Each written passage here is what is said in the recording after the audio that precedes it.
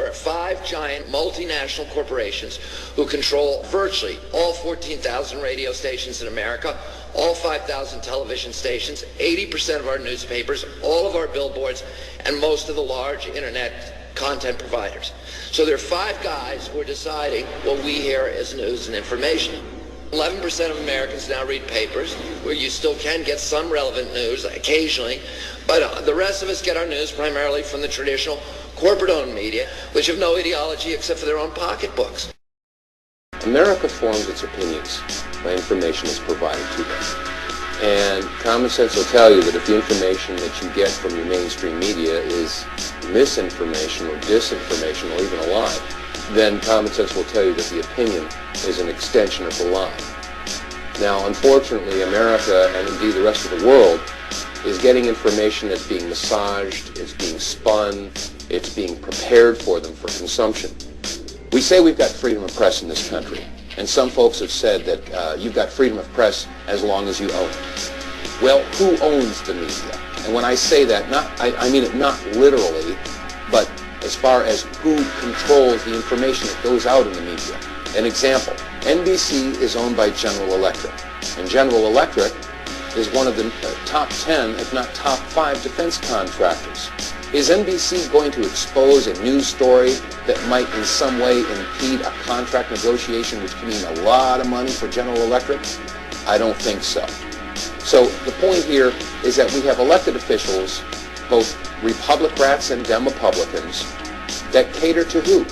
Certainly not the common people. We don't have the huge amounts of money to contribute to their election campaigns. The people that contribute the most amount of money are the corporations. And so that representative or senator is going to do what is going to be in the best interest of those corporations.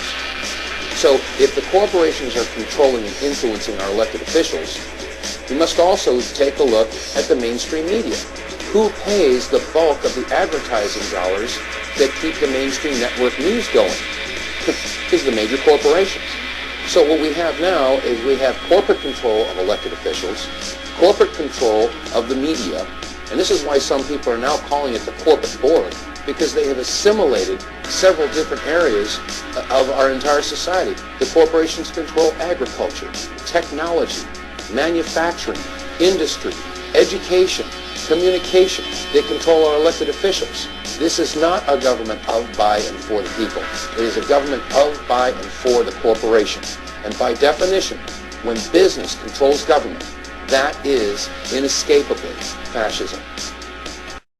Most of the profits that people have in real estate are going to vanish, just like the profits in the dot-coms in 1999-2000. It's a fantasy. People can't sell their house. The inventories are exploding all over the country. Houses are on the market for 6 months a year. There's no bidders. The prices are going to fall through the floor.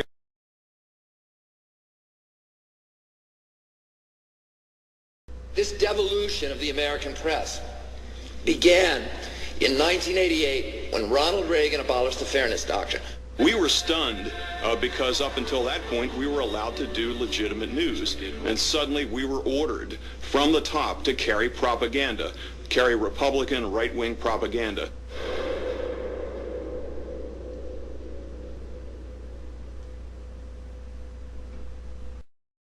The Iraqi regime continues to possess and conceal some of the most lethal weapons ever devised. We will in fact find weapons.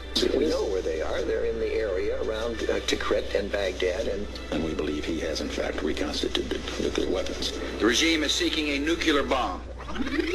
I don't know anybody that I can think of who has contended that the Iraqis had nuclear weapons. Of course, it was information that was mistaken. To starting up another 9/11 commission to investigate whether or not the United States was involved in it, which is just ridiculous, first of all, and doesn't the Congress have anything better to do than be investigating something that I don't really think is that much in question?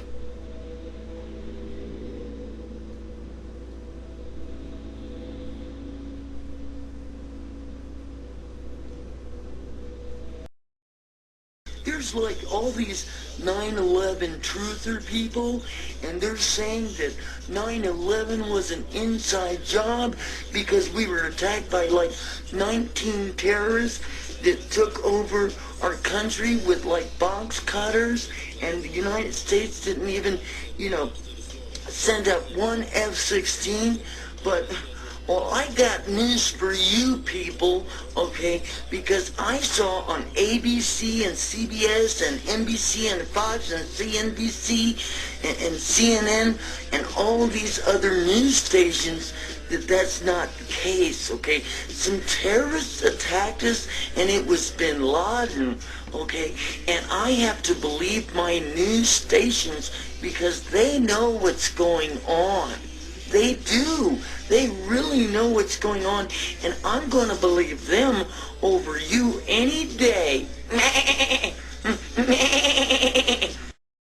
Evans, Winston-Salem, North Carolina. Bill, if you are so concerned about public figures being bad role models for children, please stop rudely interrupting your guests and telling them to shut up. Well, the shut up line has happened only once in 6 years, Miss Evans. Well, I think that asking a student to stay in the closet in order to go to school is a lot like asking an African-American student. You want to know what I was doing? Shut up. Please don't tell me to shut up. As respect. Why did you have to tell him you were an atheist if you didn't have any trouble reading the oath? Why didn't you just shut up? What Jimmy Carter should do is privately give Mr. Bush his opinion and shut up publicly.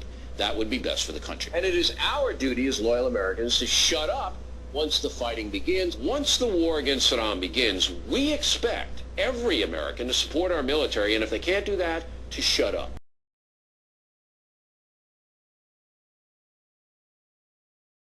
Can I just ask a question?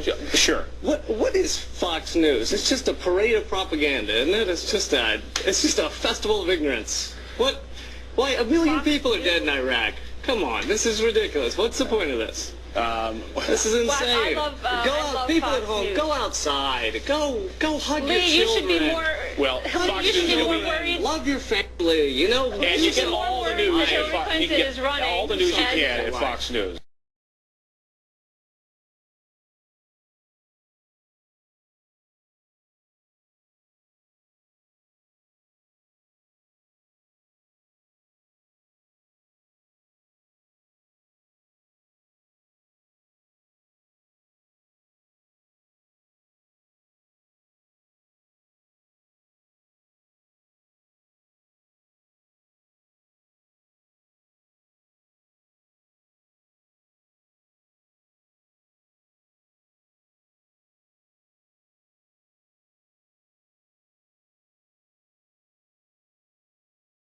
The conscious mind is the creative mind. It's the one that has your personal identity into it. It does the real thinking.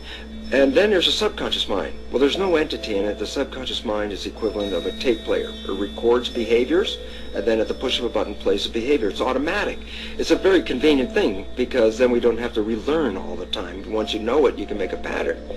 The problem is that the basic patterns of belief and behavior that are programmed in the subconscious mind came from our teachers, primarily our parents, our family, and our community. So most people don't even understand how easily we're influenced by our environment. Every person that we encounter, every single situation that we're faced with, every little word that's said on television may not seem too influential to our conscious minds, but your unconscious is designed specifically to let every environmental signal influence you without your awareness. So the question is, are we leading conscious or unconscious lives? And now neuroscience has told us in the unfolding of our lives, only 5% of our life is controlled by our conscious mind, and 95% of the time controlled by the subconscious with programs from other people that were installed in there. And the problem is, it means when those programs are playing, we don't see them.